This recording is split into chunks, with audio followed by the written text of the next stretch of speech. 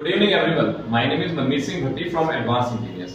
ये वीडियो आज हम एक छोटा सा एक डेमोन्स्ट्रेशन वीडियो बना रहे हैं। इस वीडियो का यूसेज इंडस्ट्री में बहुत जगह पर हो सकता है।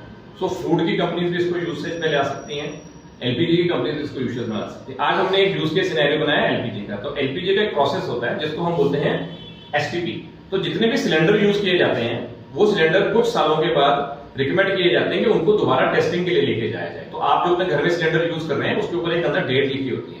वो डेट उसके अंदर मैन्युफैक्चरिंग डेट होती है, एक उसका वेट का डेट होती है, वेट होता है उसके अंदर, और सेकंड होता है कि वो पूरे के पूरे सिलेंडर को कितने दिनों को यूज करने के बाद दोबारा टेस्ट किया था। एवरेज डिपेंडिंग ऑन कंपनी 5 साल, 10 साल, 15 साल के हिसाब से टेस्टिंग करती है। क्योंकि एक एलपीजी एक ऐसा माध्यम है जिसको संभालना, जिसको अच्छे तरीके से यूसेज में लाना बहुत इंपॉर्टेंट है। अदरवाइज ये बहुत ही ज्वलनशील पदार्थ है, बहुत ही डेंजरस हो सकता है, हमारे घरों में यूज हो सकता है। तो जो प्रोसेस है उसको हम एसटीपी बोलते हैं। तो that is called saturated testing procedure. तो ये पैसो एक ऑर्गेनाइजेशन है, ओएसडी है, जो बेसिकली इन सारे मार्केट को रेगुलेट करते हैं इंडियन गवर्नमेंट की। उन्होंने ये प्रोसीजर बनाए हुए हैं कि सिलेंडर जब टेस्टिंग के लिए वापस आएगा प्लांट में तो वो क्या क्या काम करेगा। तो अभी तक जितने भी ये टेस्टिंग के प्रोसेस हैं ये सारे के सारे मैनुअल होते हैं। मैनुअल का मतलब ये है कि जब सिलेंडर उनके पास रिसीव होता है तब से लेकर जब तक वो सिलेंडर वापस बाहर नहीं जाता दोबारा गैस भरने के लिए, वो सारा का सारा काम मैनुअल किया जाता है। अब ये मैनुअल काम करने के कारण बहुत सारे चैलेंजेस आते हैं। सबसे पहला चैलेंज ये आता है कि जब मैनुअल काम होता है तो उसको काम करने के लिए लेबर ही काम करती है, और लेबर कई बार आपको किसी जगह पर अच्छी ट्रेन लेबर मिल जाती है, बट रिमोट एरिया में अगर आप चले जाएं, इंडिया बहुत बड़ा देश है, वहां पर आपको लेबर नहीं मिलती। तो लेबर ना मिलने के कारण या अनट्रेन लेबर जहां होती है उनके लिए काम करना भी मुश्किल होता है। सेकंड जो सबसे इंपॉर्टेंट होता है वो होता है रिकॉर्ड कीपिंग। क्योंकि जो भी सिलेंडर टेस्ट हुआ, किस डेट को टेस्ट हुआ, उसकी पहले टेस्ट डेट क्या थी, अगली बार वो टेस्ट कब होगा, उसके अंदर अगर टेस्ट करने के बाद कोई कमियां पाई गई हैं, उसमें कोई डैमेज पाया गया या कोई परेशानी पाई गई है, तो उसको हम इसी प्लांट में क्या रिपेयर किया हमने, रिपेयर करने के बाद उसकी क्या स्टेज थी, वो सारी चीजों को रिकॉर्ड करना पड़ता है। तो ये जो प्रोसेस है बड़ा छोटा सा है। मैं आपको यहाँ पर जो चार्ट बनाया हुआ है बड़ा छोटा सा है। तो सबसे पहला जो स्टेज है, ऑल्दो इसके अंदर 12-13 स्टेज होती है, मैंने इसको छोटा करने के लिए सिर्फ और सिर्फ 5 स्टेजेस कंबाइन करके बनाई है। तो इसमें क्या होता है कि पहला स्टेज है अनलोडिंग का। अनलोडिंग का मतलब है कि जब भी ट्रक में या टेम्पो में सिलेंडर आएंगे प्लांट के अंदर, तो जब उसको उतारा जाता है उस स्टेज को हम अनलोडिंग बोलते हैं। तो जब सिर्फ सिंपली उसको उतार दिया जाता है, लेकिन अनलोडिंग करने के बाद वो एक छोटा सा पर्ची भरते हैं, वो रूट कार्ड बोलते हैं उसके अंदर। तो उस पर्ची में वो क्या लिखते हैं, सिलेंडर का नंबर कितना है, सिलेंडर बनाया किसने था, इस सिलेंडर की टियर वेट, जो उसका लोहे का जो भार है, गैस का नहीं, गैस निकाल चुके हैं, सिर्फ लोहे का भार, तो जो सिलेंडर का अपना भार कितना है वो था, अगर उसका कोई दोबारा पिछली बार अगर टेस्ट हुआ है तो किस डेट को हुआ है, वो सब होता है। तो इस स्टेज में हम वो सारा कुछ कवर करते हैं और इसको कागज के ऊपर ऑपरेटर जो होता है या जो भी लेबर होता है वो लिखता है। उसके बाद अगला जो स्टेज है इसको हम बोलते हैं विजुअल इंस्पेक्शन। विजुअल इंस्पेक्शन में कुछ नहीं करना है, सिलेंडर को उठाते हैं, उसको एक आगे छोटे से टेबल पे रखते हैं। वहां रखने के बाद उसके अंदर कोई डेंट तो नहीं है, कहीं से कोई टूट फूट तो नहीं हुई, कहीं से बहुत ज्यादा जंग वगैरह तो नहीं लगा हुआ, रस्टिंग वगैरह तो नहीं हुई, कहीं से कोई लीकेज तो नहीं है, कोई कलर कॉम्बिनेशन में कुछ बहुत ज्यादा डैमेज तो नहीं हुआ, फिजिकल डैमेज तो नहीं है, रिंग तो नहीं टूटा हुआ, बेस तो नहीं टूटा हुआ। वो सारी की सारी चीजें यहां पर कवर करी जाती है कि उसको पूरी तरह से देखा जाता है कि वो सिलेंडर क्या दोबारा काम में लाया जा सकता है कि नहीं। तो उसको वो नोट करते हैं कि इस पे डेंट पड़ा था, इस पोजीशन पे डेंट मिला है, कितना गहरा डेंट मिला है, उसके अंदर डेंट के साथ साथ जो उसकी थिकनेस है शीट की, कहीं वो पतली तो नहीं होगी, क्या वो उतना प्रेशर संभाल पाएगी कि नहीं संभाल पाएगी। ये सारी की सारी चीजें जब जुड़ती हैं वो सारी की सारी हम विजुअल इंस्पेक्शन के अंदर डालते हैं। इसकी अगली स्टेज है, इसको हम बोलते हैं हाइड्रो टेस्टिंग। क्या होता है, जब विजुअल इंस्पेक्शन में सिलेंडर आ जाता है तो उसमें जो कमियां होती हैं, अगर उस पर डेंट पड़ा हुआ है तो उसको सीधा किया जाता है, अगर उसका किसी वजह से कहीं पर से लीकेज नजर आती है तो उसको रीवेल्ड किया जाता है। इस तरह से सिलेंडर को रिपेयर करने के बाद दोबारा कि ये सिलेंडर क्या उतने प्रेशर की गैस को संभाल पाएगा कि नहीं संभाल पाएगा, उसको टेस्ट करने के लिए अगली स्टेज आती है जिसको हम हाइड्रो टेस्टिंग बोलते हैं। हाइड्रो का मतलब है पानी। तो हम क्या करते हैं, सिलेंडर के अंदर पानी भरा जाता है और वो सिलेंडर के अंदर पानी का जो प्रेशर होता है वो तकरीबन 16 केजी के करीब भरा जाता है। वो इसलिए भरा जाता है ताकि जो गैस इसके अंदर जब भरी जाए तो कहीं वो सिलेंडर से दोबारा लीक ना हो जाए। तो हाइड्रो टेस्टिंग का प्रोसीजर बहुत ही क्रिटिकल होता है कि रिपेयर के बाद जब वो सिलेंडर यहाँ यूज होता है तो कहीं दोबारा तो नहीं लीक कर रही। तो उसकी पूरी रिकॉर्ड कीपिंग हाइड्रो टेस्टिंग के अंदर की जाती है। उसका नाम, सिलेंडर का कौन सी मेक है, कब बनी थी, क्या टेस्ट हो, सब कुछ इसके अंदर सीरियल नंबर इसके अंदर आता है। सो अगर सिलेंडर किसी भी स्टेज के ऊपर फेल होता है तो या तो वो सिलेंडर वापस अपनी पिछली स्टेज पे चले जाता है रिपेयर के लिए, या वो रिजेक्ट कर दिया जाता है। अब हाइड्रो टेस्टिंग में हमने देख लिया कि वो प्रेशर विथस्टैंड कर पा रहा है, कर पा रहा है। लेकिन हाइड्रो टेस्टिंग के बाद जो अगली स्टेज आ रही है जिसको हम बोलते हैं टेयर वेट टेस्टिंग। ये जो टेयर वेट टेस्टिंग है, इससे पहले हम इसको पेंट भी करते हैं। तो इसके अंदर मैंने इसको कंबाइन कर दिया, क्योंकि पेंट की शॉप एक अलग होती है जहां पर उस सिलेंडर को दोबारा उसको पेंट किया जाता है, और वो पेंट करने के बाद देखा जाता है कि जो पेंट की थिकनेस है, क्वालिटी ऑफ पेंट है, वो सही है कि नहीं है। कहीं ऐसा तो नहीं है कि पेंट ही खराब हुआ हो रहा है, कहीं ऐसा तो नहीं है जो उसका बॉटम है या उसकी जो शीट है सिलेंडर की और कहीं पतली तो नहीं होगी, हाइड्रो टेस्ट के बाद भी कहीं कोई डैमेज तो नहीं हो गया। तो वो सारी चेकिंग यहां पर होती है, जिसमें दोबारा पेंट होने के बाद सारा उसका टेयर वेट वगैरह टेस्टिंग उसके एक बार दोबारा करी जाती है। और यहां पर हम लोग हर चीज टेस्ट करते हैं मैनुअली। तो वहां पर वेइंग ब्रिज भी होता है, उनके पास पेंट थिकनेस गेज भी होती है, शीट थिकनेस गेज भी होती है, वो सब कुछ चेक करते हैं। लेकिन जो सबसे बड़ी चीज यहां पर होती है, अगर आप देखेंगे कि जब वो रंग कर देते हैं सिलेंडर को, नॉर्मली लाल रंग का एलपीजी का सिलेंडर होता है, तो उसके ऊपर सफेद रंग से उसके अंदर कुछ अक्षरों में लिखा होता है जिसको हम बोलते हैं टियर वेट, उसका कोई डेट डालनी है अगली टेस्टिंग की, वो सारी चीजें यहां पर डाली जाती है। तो वो कैसे की जाती है, अभी तक मैनुअली होता है। मैनुअली का मतलब क्या होता है, जैसे वो पेंट करते हैं तो उसका जो सीरियल नंबर होता है लोग चौक से लिखते हैं।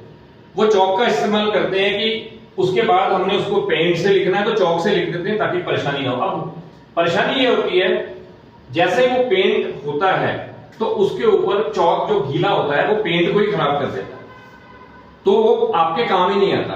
तो उसके कारण कई बार सीरियल नंबर को पढ़ने में गलती हो सकती है। अभी तक मैनुअली लोग करते हैं, तो उसके अगेंस्ट ये वाला हम लोगों ने एक आउटपुट निकाला, मैं दिखाऊंगा। टेयर वेट टेस्ट हो गया, आपका पेंट थिकनेस टेस्ट हो गया, क्वालिटी ऑफ सिलेंडर बिल्कुल ठीक हो चुका है, अब ये सिलेंडर मार्केट में जाने लायक है। तो एक फाइनल टेस्ट हम लोग करते हैं। ये जो फाइनल टेस्ट है इसका नाम है न्यूमेटिक टेस्ट। न्यूमेटिक का मतलब होता है हवा के दबाव के अंदर इसको लेके जाना है। तो हम यहां पर हाइड्रो में पानी भरा गया था, यहां पर हम उसको एयर भरते हैं। तो एयर में क्या होता है, उसमें हवा भरी जाती है और उस सिलेंडर को पानी में डुबो दिया जाता है। सो उसके अंदर हम डुबो के कुछ सेकंड तक रखते हैं ताकि उतना प्रेशर इसके अंदर बना रहे जितनी हमने गैस का प्रेशर भरना है। तो उसको सिमुलेट करते हैं, और जैसे ही वो सिलेंडर पानी में डुबाया जाता है, अगर वो सिलेंडर सही है, उसके अंदर कोई भी ऐसी परेशानी नहीं है, कोई लीकेज नहीं है, कुछ नहीं है, तो आपको वाटर में कोई भी किसी तरह के बबल्स नहीं दिखेंगे। लेकिन अगर यही सिलेंडर पानी में डुबो दिया जाता है और अगर उसके अंदर कुछ सेकंड के बाद अगर वो लीकेज, कोई वेल्डिंग जो आपने रिपेयर करी है या कोई और ऐसी चीज है जिसके कारण लीकेज हो गई, तो आपको बबल्स की फॉर्म में दिखेगी। इसका मतलब है कि उस जगह पर वो सिलेंडर आपका रिजेक्ट हो जाता है। तो यहां से इसको हटा देते हैं। तो दोस्तों, ये जो आपने देखा, ये जो हमने 5 स्टेप का प्रोसेस बनाया है एलपीजी के लिए, इस सारे के सारे प्रोसेस को रिकॉर्ड करना बहुत ज्यादा जरूरी है।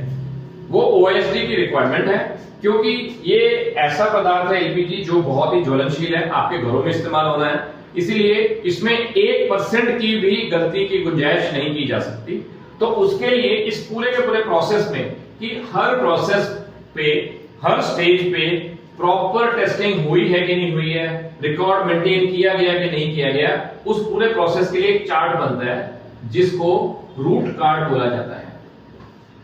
तो जितनी भी कंपनियां हैं, जैसे इंडियन ऑयल है, एचपीसीएल है, बीपीसीएल है, सुपर गैस है, ये अपना सिलेंडर को जब भी रिपेयर करती हैं तो उसको एक रूट कार्ड की फॉर्म में भरती हैं। मैं आपको दिखाऊंगा रूट कार्ड किस तरह का दिखता है, लेकिन वो भरा हाथ से जाता है। तो जब वो हाथ से भरती हैं उसको रूट कार्ड को, तो हर स्टेज पे वो रूट कार्ड आगे आगे जाता है, उसको भरते रहते हैं और आपका डेटा होता है। ये रूट कार्ड डेली बेसिस पर बनके प्लांट की रिपेयर के वर्कशॉप में इकट्ठा हो जाता है, ताकि कभी फ्यूचर में किसी तरह की कोई परेशानी आए या आपको पुराना कोई रिकॉर्ड चेक करना हो, या भगवान ना करे कोई इंसिडेंट हो गया हो तो आपको उसको सिलेंडर की टेस्टिंग करनी हो, तो आपको वो रूट कार्ड के अंदर पूरा का पूरा सिलेंडर कब टेस्ट हुआ था, कैसे हुआ था, या उसके अंदर कोई कमी रह गई थी, आपको सब कुछ पता चलता है, ताकि उसके कारण ऐसी कोई और दुर्घटना ना हो पाए।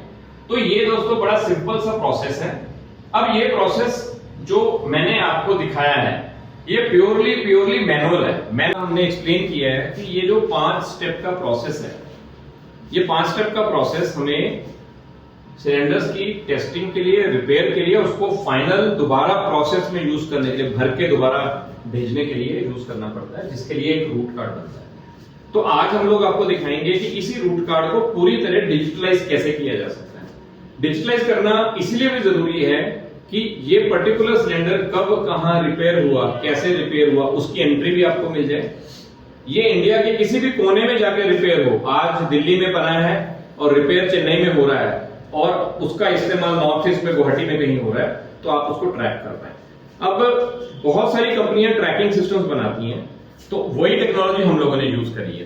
तो आज मैं आपको ये दिखाना चाहता हूं कि जैसे मान लीजिए ये सिलेंडर है, क्योंकि इस समय मेरे लिए पॉसिबल नहीं था सिलेंडर को लाना, तो मैंने इस बोतल को, पानी की बोतल को आज डिपिक्ट करेंगे सिलेंडर है। तो इसको आप मानिए कि ये जो पानी की बोतल है ये एक तरह का सिलेंडर है और ये फैक्ट्री के अंदर या जहां पर एलपीजी की गैस भरी जाती है, रिपेयर किया जाता है, वहां पर ये सिलेंडर आया ट्रक के थ्रू। तो जब ये ट्रक के थ्रू आएगा तो ये जगह पर उतारा जाएगा जिसको हम अनलोडिंग स्टेशन बोलते हैं। तो ये अनलोडिंग स्टेशन पे हम इसको उतारेंगे। अब इस पूरे सिस्टम की जो जान है वो है ये छोटा सा अपना सा दिखने वाला टैग। ये हर तरीके से आता है, इस तरह की भी शेप में आता है, गोल रिंग की फॉर्म में भी आता है, की चेन की फॉर्म में भी आता है, बड़े फॉर्म में भी आता है। तो ये हमने सिर्फ डेमोन्स्ट्रेशन के लिए लिया है, ऑल्दो हम इसको पूरा टेस्ट कर चुके हैं प्रोसेस के अंदर। लेकिन आपका सिलेंडर कैसा है या आपका जो कैरियर है जिसके अंदर आप लगाना चाहते हैं वो कैसा है, उसके ऊपर ये डिपेंड करता है। बट क्योंकि टेक्नोलॉजी सेम ही है, इसका नाम है RFID। तो ये रेडियो फ्रीक्वेंसी एंड आइडेंटिफिकेशन होती है। इसका काम बड़ा सिंपल है, नॉन कॉन्टैक्ट मेथड से भी बता देना कि वो चीज क्या है। तो हमारे पास RFID इस समय हमारे आसपास होता है, वो है हमारा फास्टैग। तो हमारी गाड़ी जब टोल टैग के थ्रू पास करती है तो ये ऑटोमेटिकली RFID 10 या 15 मीटर दूरी से ही जो उसका स्कैनर होता है वो रीड कर लेता है और सॉफ्टवेयर को बता देता है ये गाड़ी कौन सी है। और वो पीछे सॉफ्टवेयर चेक करता है कि वो गाड़ी का पेटीएम में या उसके फास्टैग में कुछ पैसे हैं या नहीं है, वो सब बताता है। ऐसे ही आप अपने लिए अगर आप किसी शोरूम में जाके कपड़े खरीदते हैं तो उसके ऊपर एक छोटा सा टैग देखा होगा, उसको वो निकालते हैं, तो वो भी सारे RFID टैग्स हैं।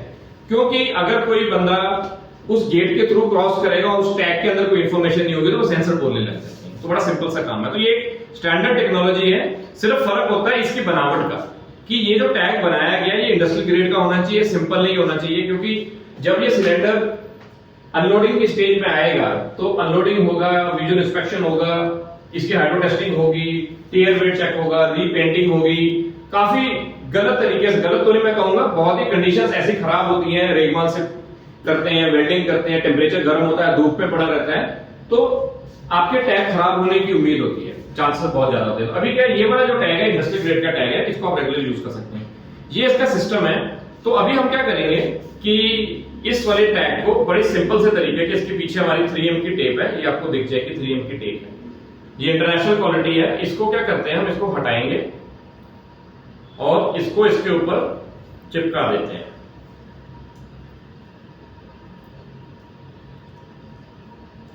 उतारना बड़ा मुश्किल है, तो इसको उतार दिए। तो अभी ये जो टैग है हमने क्या किया है, इस टैग को हमने इसके ऊपर चिपका दिया है। तो जैसे आपका सिलेंडर होगा ये सिलेंडर के ऊपर ही चिपक जाता है। तो आपको कैसी एप्लीकेशन पे काम करना है, अगर आपका सिलेंडर लोहे का है तो उसके ऊपर भी ये चिपक सकता है। आपका सिलेंडर FRP वाला है, जो नए वाले सिलेंडर हैं हल्के वाले, उसमें लगाएंगे उस पर भी चिपक सकता है। और दूसरा तरीका ये भी है, इसके अंदर आप की चेन का रिंग बना सकते हैं।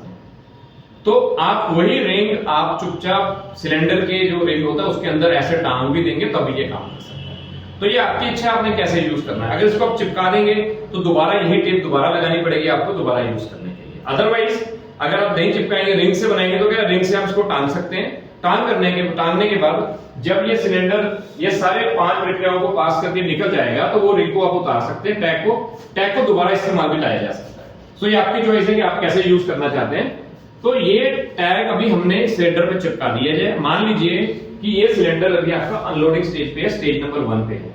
तो मैंने इसको जब स्टेज नंबर 1 पे दिया है तो ये टैग मेरी हर स्टेज पे जाएगा, लेकिन इसको रीड करने के लिए मेरे पास एक डिवाइस है जिसको हम बोलते हैं RFID टैग स्कैनर्स। तो आपने ऐसे स्कैनर्स देखे होंगे टोल टैक्स पे भी, जब आपका फास्टैग नहीं चलता तो आपकी गाड़ी के पास जाके वो लोग दिखाते हैं। आपने ऐसे ही टैग स्कैनर्स देखे होंगे शॉपिंग कॉम्प्लेक्सेस में, जब कोई सामान बेच रहे होते हैं तो वो भी उसके पास लेके जाते हैं तो उसको रीड करते हैं।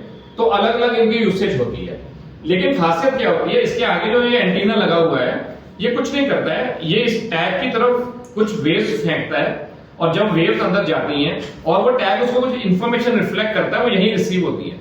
रिसीव करने के बाद ये सॉफ्टवेयर हमारा प्रोसेस करता है कि ये टैग है क्या। तो इस टैग की अपनी एक आइडेंटिफिकेशन होती है, इसकी एक आईडी होती है, जो हर टैग की यूनिक आईडी होती है। तो जैसे ये हमने यहां पर किया, इसकी एक यूनिक आईडी है, तो अभी हम इसको रीड करेंगे इस सिस्टम से। जैसा मैंने बताया, ये जो RFID स्कैनर है, इसका काम है इस टैग को रीड करना।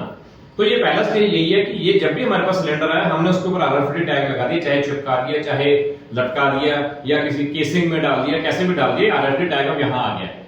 अब ये सिलेंडर के किसी भी पोजीशन पे हो सकता है, आगे हो सकता है, पीछे हो सकता है, अंदर की तरफ हो सकता है, 2 फुट दूर भी हो सकता है। ये हमारा जो स्कैनर है, ये प्रोग्राम किया जा सकता है तकरीबन 18 मीटर दूर तक। जिस 18 मीटर दूर तक प्रोग्राम किया जा सकता है, लेकिन हमारी एप्लीकेशन 1 फुट 2 फुट तक है, तो हम इसको प्रोग्राम 1 फुट तक कर सकते हैं। तो जितनी दूरी से हमको इसको रीड करना है, हम प्रोग्राम कर सकते हैं, क्योंकि जो मेन एनर्जी है वो यहां पर है, ना कि टैग में। टैग में पैसिव होता है, इसके अंदर कोई एनर्जी नहीं होती है।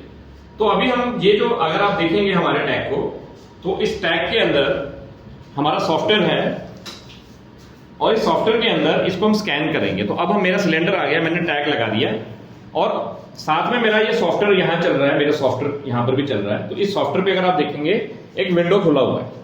तो ये जो विंडो खुला हुआ है, इसी विंडो के थ्रू हम सारा का सारा कार्रवाई करेंगे। तो हम सबसे पहले इसको स्कैन करेंगे। तो जैसे ही हमने स्टार्ट स्कैन पे दबाया, तो ये स्कैन हो गया और इसके ऊपर मैसेज भी आ गया, सक्सेसफुली अपडेटेड। तो ये सक्सेसफुली अपडेटेड है, जिसपे थैंक यू आ गया। तो जो भी ऑपरेटर इस पे काम कर रहा है, उसको पता लग गया कि अपडेट हो गया है। लेकिन साथ में अगर आप देखेंगे, स्क्रीन के ऊपर भी यहां पर एक RFID का टैग आ चुका है। तो ये जो RFID का टैग स्क्रीन के ऊपर आ चुका है, तो यहां पर हम RFID के टैग को एंटर करेंगे। तो ऑपरेटर का काम है कि अब इस टैग की इंफॉर्मेशन यहां ऐड करनी है। तो सपोज ऑपरेटर का कोई नाम है, तो अभी क्या हमने बाय डिफॉल्ट ऑपरेटरों के नाम रख दिए हैं ऑपरेटर 1। हम इसको ऑपरेटर 1 समझ लीजिए, ऑपरेटर 1 हमने इसको बना दिया है। जो भी सिलेंडर की जो कंपनी है, जिस कंपनी ने बनाया है, उसका नाम मेक है, तो हमने इसका नाम मेक 2 रख दीजिए। सीरियल नंबर हमने इसको डालना है। तो सीरियल नंबर आप अलग अलग तरीके से डाल सकते हैं, आप कीबोर्ड से डाल सकते हैं। तो हम इसका सीरियल नंबर 1 2 3 4 5 6 रख देते हैं। बैच नंबर हम जो डालना चाहें, जो भी एज पर द नीड होती है, वो हम डाल सकते हैं। तो हम इसका बैच का नंबर हम ABC1 डाल देते हैं। डेट ऑफ मैन्युफैक्चरिंग मंथ, ये बहुत इंपॉर्टेंट है कि कौन से महीने में ये सिलेंडर बना था। तो ये सिलेंडर के ऊपर ना इन्फॉर्मेशन लिखी होती है। तो हम क्या करते हैं, हम समझ लेते हैं इसको 01 यानी जनवरी के महीने में ये बना है, वो हम बना लेते हैं। और उसके बाद साल कौन सा है, तो साल बनाना बहुत ज़रूरी है। तो हम क्या करते हैं, समझ लीजिए हम इसको हम कर देते हैं सन 2005 में। तो हम इसको क्या करते हैं, 2005 में कर देते हैं। तो 2005 का हमारा बन गया। और प्रीवियस डेट का मतलब होता है कि इसकी टेस्टिंग कब हुई थी। तो हम समझते हैं कि अगर उसी समय टेस्टिंग हुई है, तो हम इसको उसी तरह से डाल देते हैं। तो ये हमारा हो गया। तो जब हमने इसको सबमिट करना है, तो ये सारी के सारी इंफॉर्मेशन जो हमारी है, ये कैप्चर हो जाएगी हमारे सिस्टम के अंदर। तो अब मैंने क्या किया है, अब मैं इसको करता हूं सबमिट। तो देखिए यहां पर मेरे पास सबमिशन का कंफर्मेशन भी आ गया, ऑल इन प्रोसेस, और इसको ओके कर दिया है। तो मेरा ये सारा का सारा डेटा सबमिट हो चुका है। तो अभी दोस्तों हम लोगों का जो अनलोडिंग वाला स्टेज है, जो मैंने आपको बताया था, ये स्टेज हमारा खत्म हो चुका है। तो अभी हम लोगों ने अनलोडिंग का जो स्टेशन है, ये हमारे लिए नॉर्मली कंप्यूटर होगा। कंप्यूटर इसीलिए होगा क्योंकि जहां भी अनलोडिंग होगी, वहां पर एक आपका छोटा सा शेल्फ होगा जहां पर लोग अनलोड करेंगे। और कंप्यूटर इसलिए बनाया जाता है कि हमारा डेटा लोकल ही वहां पर स्टोर हो जाए। जरूरी नहीं है कि हमें ये डेटा ले जाके क्लाउड सर्वर पे लेके जाना है। कई जगह पर ऐसा होगा, छोटी जगह होगी, आप बहुत ज्यादा बड़ा हार्डवेयर इन्वेस्टमेंट नहीं कर सकते, तो कोई भी छोटा ईमेल करने वाला कंप्यूटर अगर आप उसको भी यूज कर लेंगे तो काम हो जाएगा। सेकंड क्या है कि जो पहली एंट्री है वो ऑथेंटिक और सही होनी बहुत ज्यादा जरूरी है। इसीलिए हम लोगों ने एक कंप्यूटर का इस्तेमाल किया, जिसकी मैंने आपको स्क्रीन दिखाई थी, जहां से हम लोग डेटा की एंट्री करते हैं। अब अनलोडिंग हो गई है, सीरियल नंबर कैप्चर हो गया है, उसकी मैन्युफैक्चरिंग डेट कैप्चर हो गई है, उसकी टेस्ट डेट कैप्चर हो गई है, मेक कैप्चर हो गई है। अब इसको बार बार याद रखना बड़ा मुश्किल है। तो अभी तक लोग क्या करते थे, जो सिलेंडर है, तो सिलेंडर के अंदर की तरफ जो लिखा होता, बार बार हर स्टेज पर उसको पढ़ना पड़ता था। तो किसी को लेंस के साथ पढ़ना पड़ता था, उसके ऊपर मिट्टी लग गई है, कुछ परेशानी हो गई है, तो वो सब है। तो वो विजुअल इंस्पेक्शन का जो स्टेज है, हमने आसान कर दिया। हमने क्या किया है कि सिलेंडर के ऊपर जो टैग लगाया है, यही टैग आपका सारा का सारा इंफॉर्मेशन आपको दोबारा से दिखाएगा। तो अभी क्या करेंगे, अभी ये मैं छोटा सा एक टैब इस्तेमाल में ला रहा हूं। आप किसी भी तरह का एंड्रॉइड का टैब इस्तेमाल में ला सकते हैं। जरूरी नहीं है कि आपको कोई हाई एंड एंड्रॉइड करना है, आप नॉर्मल मोबाइल फोन भी यूज कर सकते हैं। लेकिन यहाँ पर हम दिखाने के लिए एक बड़ा टैब यूज कर रहे हैं ताकि आपको देखने में आसानी हो जाए, और कोई भी आप टैब यूज कर सकते हैं। जरूरी नहीं है कि पर्टिकुलर मेक है, क्योंकि हम लोग एक स्टैंडर्ड ब्राउजर को यूज करेंगे जो एक गूगल क्रोम में खुलेगा। तो अगर आप देखेंगे इस तरह का स्क्रीन बनेगा, तो इस वाले स्क्रीन के अंदर बिल्कुल सिंपल है, और ये गूगल क्रोम हमने खोला हुआ है। सो ये गूगल क्रोम बेस्ड है, तो आपको टैब पे कुछ भी इंस्टॉलेशन नहीं करनी है, आपको टैब के ऊपर जाके कोई बहुत बड़ा काम नहीं करना है। तो मैं आपको स्क्रीन दिखा देता हूं। तो अगर आप देखेंगे इस स्क्रीन में, और ये मेरा RFID टैग रीडर है। अब ये मेरी स्टेज नंबर 2 है, विजुअल इंस्पेक्शन। तो विजुअल इंस्पेक्शन में हम लोग जब काम करने लगेंगे तो आप देखेंगे मैंने इसको स्कैन करना है। तो जैसे ही मैं इसको स्कैन करूंगा, ये मेरा स्कैनर है, तो जैसे इसको स्कैन करूंगा तो ये स्कैन हो गया, सबमिशन हो गया। तो मेरे पास स्क्रीन के ऊपर वो टैग आ चुका है। ठीक है जी। सो मेरे पास ये वाला स्क्रीन पे ये टैग आ चुका है। अब सारी की सारी इंफॉर्मेशन मेरे पास इस टैग में आ चुकी है। अब इस टैग में मैंने जिस ऑपरेटर का नाम देना मैं वो डाल सकता हूं, क्योंकि हर मशीन पे अलग अलग ऑपरेटर होगा। तो इसको मैंने ऑपरेटर 1 बना दिया है। शॉर्ट ब्लास्टिंग पास है या फेल है, क्योंकि विजुअल इंस्पेक्शन से पहले शॉर्ट ब्लास्टिंग का प्रोसेस होता है। तो विजुअल उतारते ही सबसे पहले उसका रंग वगैरह उतारना, उसको क्लीन करना, बाहर से साफ करना, उसके लिए शॉर्ट ब्लास्टिंग लगाई जाती है। तो मैं इस टाइम इसको पास कर रहा हूं, और जैसे पास करूंगा तो आप देखेंगे इसके आगे एक और क्वेश्चन आ गया। तो हर स्टेज का क्वेश्चन आता रहेगा। तब इन्होंने बोला कि मुझे एक्सटर्नल इंस्पेक्शन करनी है, तो मैं क्लिक करता हूं एक्सटर्नल इंस्पेक्शन, ये भी पास हो गई है। तो जैसे एक्सटर्नल इंस्पेक्शन पास हो गई है, तो अब वो पूछता है कि टेयर वेट का पंच वैल्यू कितना है, वो वेरिफिकेशन करनी है। तो वेरिफिकेशन करने के लिए मैं इसकी वैल्यू डाल देता हूँ 14.5। ठीक है जी। तो मैं उसको डाल सकता हूँ, या 14 kg डाल देता हूँ। टेयर वेट एक्चुअल वैल्यू कितना है वो मैं डाल देता हूँ 13 kg। स्टेटस क्या है, ये पास है कि फेल है, वो हमें कंपनी की SOP बताती है कि उसको पास करना है, फेल है। मैं यहाँ पर इसको पास कर देता हूँ। जैसे पास करता हूँ, अब वो बोलते हैं इंटरनल इंस्पेक्शन। इसका मतलब है कि अंदर क्या है, तो हम इंटरनल इंस्पेक्शन में जाते हैं, इसको भी पास कर देते हैं। नेक्स्ट आ गया बंग थ्रेड चेक। तो जो आपका वॉल जिस पे फिट हुआ होता है उसको बंग थ्रेड बोलते हैं, तो इसको भी हमने पास कर दिया। नेक्स्ट आ गया बॉटम प्लेट थिकनेस। तो मैं बॉटम प्लेट थिकनेस 2 mm की डाल देता हूँ एग्जाम्पल के लिए। और उसका स्टेटस क्या 2 mm की थिकनेस एक्सेप्टेबल है, हाँ जी एक्सेप्टेबल है, इसको पास कर दिया। फाइनल इंस्पेक्शन पूछता है जी सारा कुछ ओके है, कोई अभी भी कोई परेशानी तो नहीं है, नहीं है। जो ऑपरेटर कहता है जी बिल्कुल पास है, और वो उसको सबमिट कर देता है। ठीक है जी। तो ये सबमिट हो जाता है। तो इस तरह से हम लोग विजुअल इंस्पेक्शन को कंप्लीट करते हैं। तो ये स्टेज हमारी विजुअल इंस्पेक्शन कंप्लीट होगी, जिसके अंदर हम लोगों ने पूरा एक्सटर्नल इंस्पेक्शन किया है। टेयर वेट का पंच वैल्यू क्या था और एक्चुअल वैल्यू क्या है वो हमने बनाया है। टेयर वेट का स्टेटस उसके बेस पे हमने कैलकुलेट किया कि पास है फेल है। इंटरनल इंस्पेक्शन सिलेंडर को अंदर से चेक किया है। बंग थ्रेड का जो है वो हमने चेक किया है। बॉटम प्लेट की थिकनेस चेक करी है। सारी चीजें चेक करने के बाद हमने इसको पास किया। और अगर हम इसको पास नहीं करेंगे, कहीं भी फेल करेंगे, किसी भी स्टेज पे अगर फेल करेंगे, तो ये सिलेंडर का रिकॉर्ड ऑटोमेटिकली नोट हो जाएगा कि इस पर्टिकुलर चीज के कारण इस सिलेंडर को फेल किया गया है, और वो आपके रूट कार्ड के अंदर दर्शित हो जाएगा। तो इस तरह से हमारा विजुअल इंस्पेक्शन कंप्लीट होगा। अभी हमने देखा कि विजुअल इंस्पेक्शन भी हम लोगों ने पूरी की पूरी सिस्टम में पंच कर दी है। तो ऑपरेटर का काम है कि विजुअल इंस्पेक्शन के जो जो स्टेजेस हैं हर एक को चेक करे और इसके अंदर उसका डेटा फिल करता जाए। तो जैसे ही वो फिल करेगा पूरा का पूरा डेटा सेंट्रलाइज सर्वर में चला जाएगा। अब हमारी अगली स्टेज है हाइड्रो टेस्टिंग। हाइड्रो टेस्टिंग में क्या काम होता है, सिलेंडर के अंदर पानी भरा जाता है हाई प्रेशर पे। हाई प्रेशर में भर के उसको होल्ड किया जाता है ताकि कुछ देर तक वो होल्ड करे। वो आपकी एसओपी में लिखा होता है कि इतने देर, इतने सेकंड, इतने मिनट तक होल्ड करना है, उसको वो चेक करता है। तो अभी उसको जब हमने टेस्ट करना है सेम वे, जब हाइड्रो के ऊपर आएगा तो हाइड्रो में भी ये ऐसे ही स्कैनर लगेगा। तो हम इसको स्कैन करेंगे और ये स्क्रीन है हमारी। तो टैब के ऊपर आपको ये स्क्रीन दिखेगी। हाइड्रो को दोनों तरीके से यूज किया जा सकता है कि जो हाइड्रो है वो आपको टैब के थ्रू भी काम कर सकते हैं। अगर आप इसको और स्टेज पे ऑटोमेशन करना चाहते हैं तो हमारा सिस्टम डायरेक्टली आपको टैग के थ्रू भी रीडिंग दे सकता है। लेकिन आज हमने सिंपल रखने के लिए कि सब कुछ 100% ऑटोमेशन ना होके अभी आपके एग्जिस्टिंग जो सिस्टम है सिर्फ उसको थोड़ा सा मॉडिफाई किया जाए ताकि आपको एटलीस्ट जो रूट कार्ड है ये ऑटो में बनना शुरू हो जाए। तो अभी ये जो हमारा टैग लगा हुआ है हम इस स्टेज पे हैं कि हमको हाइड्रो करना है। अब हाइड्रो के स्टेज में इसको जब स्कैन करेंगे तो जैसे हम इसको स्कैन करते हैं तो ये स्कैन हो गया और ये स्कैन हमारे को हाइड्रो के अंदर स्कैन कर रहा है और ये स्कैन का मेरा स्टेज भी हाइड्रो का आ गया है। टेस्टिंग की स्टेज पे हम आ गए हैं। हाइड्रो टेस्टिंग की स्टेज बड़ी सिंपल है।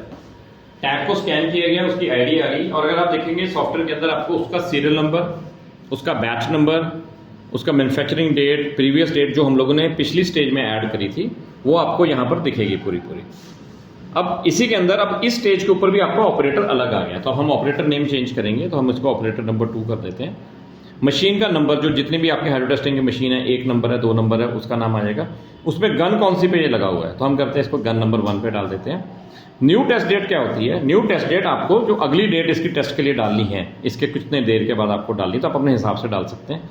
हम क्या करते हैं, इसको अक्टूबर को हटा के साल को बढ़ा के जितना आप देना चाहते हैं, तो 2029 की फरवरी में देना चाहते हैं आप डाल देंगे, ऑटोमेटिकली उठा लेगा। अब ये हाइड्रो टेस्ट का जो स्टेटस है ये पास है कि फेल है, आप यहाँ पर अभी मैनुअल एंट्री कर सकते हैं। हमारे पास ऐसा प्रोविजन भी है कि हम सारे को ऑटोमेटिक भी कर सकते हैं, बट करेंटली हम लोग जैसा आपका प्रोविजन है उसी को हम सिर्फ ऑटोमेट कर रहे हैं अभी, और इसको हम सबमिट कर देंगे। तो जैसे सबमिट करेंगे डेटा सेव सक्सेसफुली। तो दोस्तों इस तरह से आपने देखा कि हमारी जो हाइड्रो टेस्टिंग वाली जो मशीन है इसका डेटा को भी हम लोग अभी ऑनलाइन कैप्चर कर सकते हैं और इस तरह से हमारी जो स्टेज नंबर 3 है ये भी कंप्लीट हो गई है। सो अभी जो स्टेज है हाइड्रो टेस्टिंग के बाद वो बड़ी क्रिटिकल स्टेज है, क्योंकि विजुअल इंस्पेक्शन में जब भी हमें कोई विजुअल चेंजेस नजर आए, कहीं लीकेज नजर आए, डेंट लगा, कुछ लगा, वो सारा कुछ रिपेयर हो चुका है। सो विजुअल हम उसको रिपेयर कर चुके हैं। रिपेयर करने के बाद अगर कोई उसमें कोई लीकेज है, कोई और ऐसी वैसी चीज है, वो उतना प्रेशर विथस्टैंड कर सकता है कि नहीं कर सकता, उसके लिए हम लोगों ने हाइड्रो टेस्टिंग भी कर दी है। अब इसके बाद हमारा सिलेंडर ऑलमोस्ट 80% जाने के लिए तैयार है। अब सिर्फ उसको पेंट करना है। तो हम क्या करते हैं, पेंट शॉप में लेके जाते हैं। पेंट शॉप में पेंट को स्प्रे से किया जाता है। ऑटोमेटिक पेंट शॉप भी आते हैं, हीटिंग ड्राइंग पेंट शॉप भी होते हैं। वो आपके अपनी रिक्वायरमेंट है कि आप कैसा पेंट शॉप लगाते हैं। तो ज्यादातर प्लांटों में अभी भी मैनुअल काम होता है। सिलेंडर को उठाया जाता है, रखा जाता है और उसको ऊपर स्प्रे करके पेंट किया जाता है, स्प्रे गन आती है और धूप में सुखाया जाता है। एक छोटी सी एक भट्टी बनाई होती है जो ऑयल फायर्ड होती है ताकि हीट मिलती रहे और पेंट ड्राई हो जाए। वो आपकी चॉइस है। तो क्योंकि पूरा मैनुअल प्रोसेस है इसलिए हम उस प्रोसेस पर नहीं जाएंगे। हम आज की डेट में हम सिर्फ और सिर्फ डेटा कैप्चरिंग पे जा रहे हैं। तो ये क्या है, पेंट का जो प्रोसेस है, पेंट को चेक करने के बाद जो नेक्स्ट हमारा स्टेज है टियर वेट जिसको हमने बनाया, इसमें बहुत सारी चीजें चेक होती है। सबसे पहले आपकी पेंट की क्वालिटी क्या है वो चेक होती है। आपकी पेंट की थिकनेस कितनी बनाई गई है, कहीं पेंट कम तो नहीं लगा है सिलेंडर के ऊपर, वो चेक होता है। कहीं इस सिलेंडर की जो थिकनेस है वो कम तो नहीं है, क्वालिटी ऑफ पेंट में कोई कमी तो नहीं है। तो वो सारी चीजें चेक करने के लिए हम लोग टियर वेट करते हैं। अब पेंट जब हो गया तो आप देखोगे सिलेंडर के अंदर जो हम लोगों ने टियर वेट वो सब डाला हुआ है, कई बार उसके ऊपर भी पेंट हो जाता है, तो उसको भी देखना बड़ा मुश्किल होता है। तो ज्यादातर लोग क्या करते हैं, इस टियर वेट पे जैसे ही वो पेंट करते हैं तो सबसे पहले उस पर चौक से लिख देते हैं। अब कई बार पेंट गीला होता है, जैसे चौक लिखता है तो वो चौक सिलेंडर के ऊपर परमानेंटली लग जाता है, या सिलेंडर सूख चुका होता है और उसके बाद वो पेंट से ऊपर चौक से लिखते हैं, तो उनको बहुत मेहनत करनी पड़ती है पहले तो पढ़ने में टियर वेट, और उसके बाद अब अगर हम आपको एक ऐसा प्रोविजन बना दें, क्योंकि मेरे पास इस टैग में मैंने बोला था हार्ट ऑफ सिस्टम यही है, क्योंकि इस टैग के अंदर वो पूरी इंफॉर्मेशन है ये टैग क्या है और वो हमारे सॉफ्टवेयर के साथ कनेक्टेड है। तो हमें पता है बगैर उसको देखे कि ये सिलेंडर का सीरियल नंबर वगैरह क्या है। तो अब हम क्या करते हैं, जैसे ही पेंट शॉप में से बाहर निकलता है और टियर वेट टेस्टिंग की स्टेज पे आता है, तो हम लोग क्या करते हैं, इसको स्कैन करते हैं।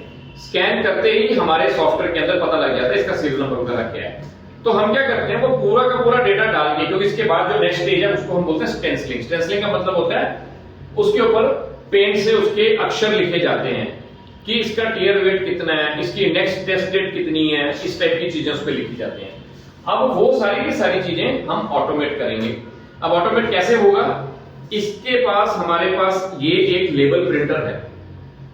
सो जो भी काम हम टियर वेट स्टेज पे करेंगे सिलेंडर के लिए, जो डेटा हम एंट्री करेंगे उसके लिए ये स्टिकर प्रिंट करेगा।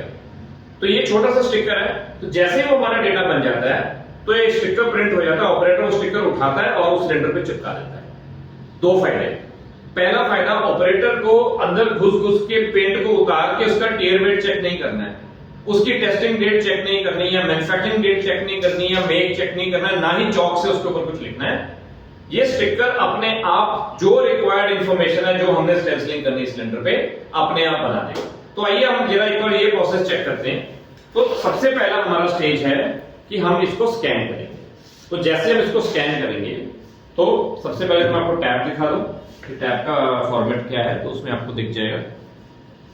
तो टैब में अगर आप देखेंगे हमारा टेयर वेट का ये खुला हुआ है, ये ब्राउजर में खुला हुआ है, इसलिए मैंने जैसे बताया टैब आप कोई भी ले सकते हैं। तो यहां पर हम टैग को स्कैन करना है। तो अब जैसे हम टैग को स्कैन करना चाहते हैं तो सबसे पहले ये स्कैनर जाएगा, इस पे स्टार्ट स्कैन का बटन लगा हुआ है। जैसे इसको स्टार्ट स्कैन करेंगे हो गया सबमिटेड, ओके हो गया। और यहां पर देखिए जो हमारी ऐप है, इस ऐप के अंदर ऑलरेडी ये स्कैनर आ गया है। और अगर इसको आप बारीकी से देखेंगे तो इसका सीरियल नंबर, इसका batch number, manufacturing date, previous date, इस सब कुछ इसके अंदर ऑलरेडी आया हुआ है। तो ये आपको दिख रहा है। तो ये इन्फॉर्मेशन हमने टैग से उठा ली, हमारा सॉफ्टवेयर के अंदर डेटा है। अभी हमने यहाँ भी ऑपरेटर का नाम डालना है।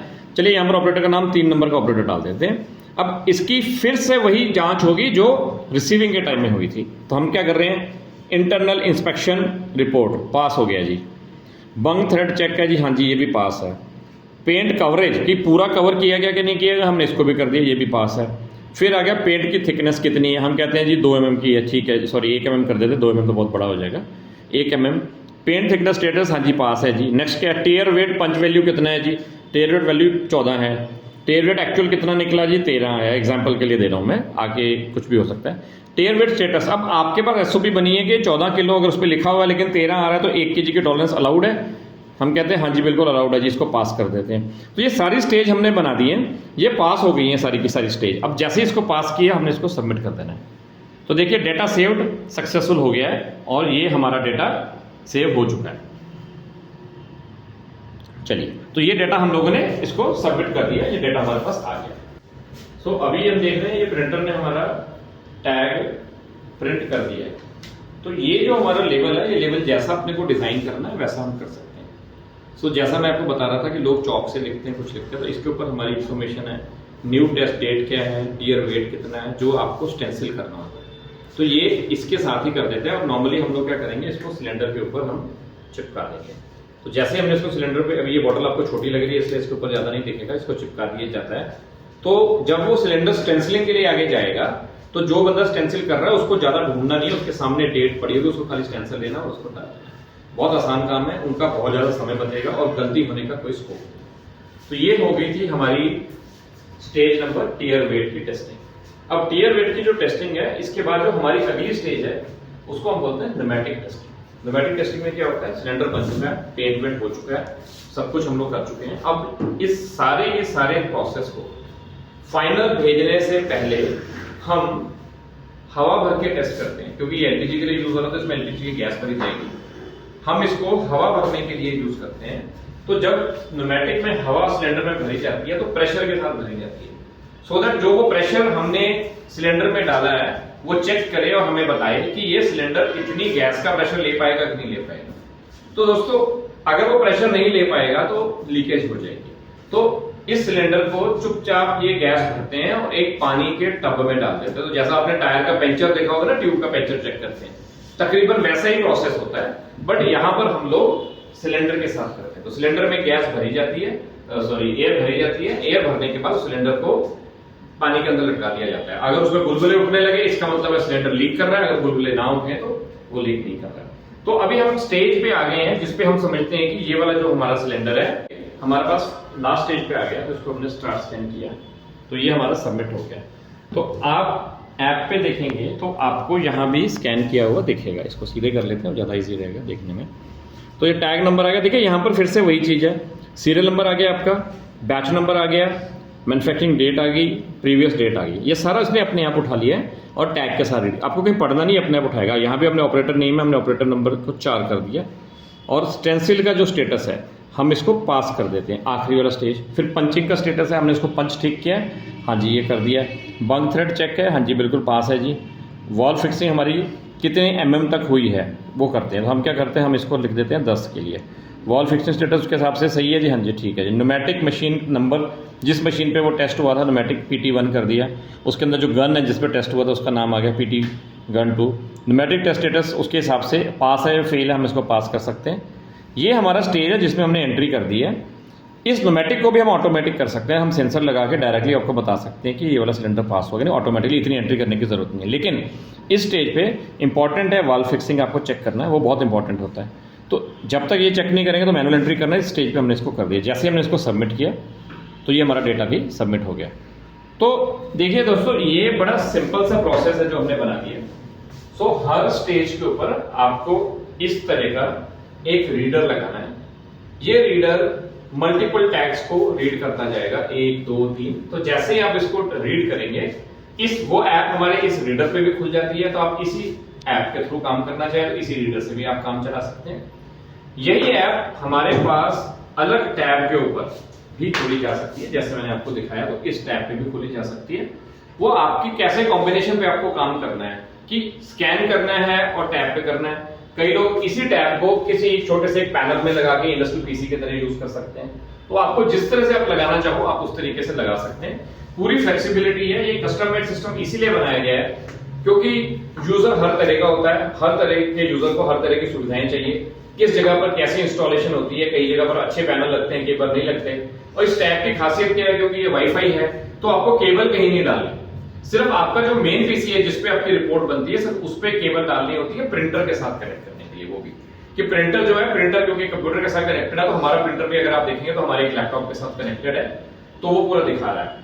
लेकिन जो बाकी स्टेजेस हैं आपकी visual inspection, hydro testing, tare weight वगैरह, ये सारे के सारे बगैर कंप्यूटर के चल रही हैं, वाईफाई के थ्रू चल रही है। तो केबलिंग आपकी प्लांट में कहीं करने की जरूरत नहीं। डेफिनेटली हमें वाईफाई के राउटर्स चाहिए होंगे, वो छोटे किसी डीलिंग के आपको जो अच्छे लगते हैं आप लगा दीजिए, वाईफाई का एक्सेस दे दीजिए। हम लोग भी यूज कर रहे हैं, हमारा वाईफाई का एक्सेस बड़ा छोटा सा है, अपने ऑफिस में लगाया हुआ है, तो उसी को हम इस्तेमाल कर रहे हैं, उससे ये काम हो रहा है। तो दोस्तों ये सारी की सारी stage number 1 unloading, visual inspection, hydro testing, tare weight testing and pneumatic testing, यही आपको चाहिए। और ये सारा का सारा डेटा आपके रूट कार्ड के अंदर चाहिए था। तो इस तरीके से हम लोग अपना एसटीपी का जो प्रोसेस है उसको कंप्लीट करते हैं as per the OSD guideline. चीज हम लोग देखे हैं, सारा कुछ हमने प्रोसेस देख लिया है। तो जैसे मैंने आपको बताया कि हमें एक कंप्यूटर की जरूरत है, तो ये वाला कंप्यूटर जो हम लोगों ने इस्तेमाल किया है, ये रिपोर्ट इसके ऊपर पूरी बन रही है। तो जैसे अगर आप देखेंगे आज की डेट में 28 तारीख की जो हमारी रिपोर्ट है, इसमें हमने पूरा सिलेंडर का नंबर, ये सारा कुछ, कौन सा ऑपरेटर ने किसने काम किया, किस किस ने क्या काम किया, कौन सी मशीन पे बना हुआ है, ये पूरा का पूरा रिपोर्ट हमारी बन जाती है। तो जैसे डेट ऑफ मैन्युफैक्चर है, previous test day, status, pending at rejected, internal, ये सब कुछ इसके अंदर है। और ये पूरी की पूरी report end of the shift email करिएगा। आपको डेटा पुराना भी मिलेगा, जैसे ये 23 तारीख का डेटा है, पुराना हम लोगों ने टेस्टिंग के टाइम बनाया था। और आज का डेटा भी हमारे पास है, जैसे आज 28 तारीख है, 28 अक्टूबर, उसका भी डेटा। तो ये मैं टेस्टिंग का डेटा हमने बनाया हुआ है।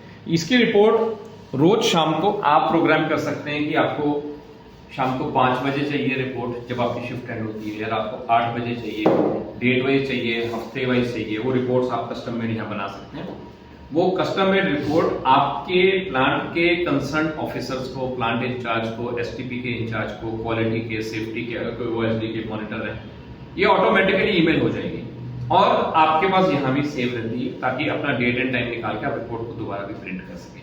तो इसमें हमारी कोशिश ये है कि हम लोग इस पूरे के पूरे सिस्टम को आपके लिए इतना सिंपल बनाएं कि आपके ऑपरेटर को जिस तरह से वो काम पहले कर रहे हैं वैसे ही करना पड़े, सिर्फ और सिर्फ कागज इस्तेमाल ना करे, टैब को इस्तेमाल करें बस, और कुछ ज्यादा उसको चेंजेस नहीं करने हैं। और लोग हर जगह को हम ऑटोमेट कर सकते हैं।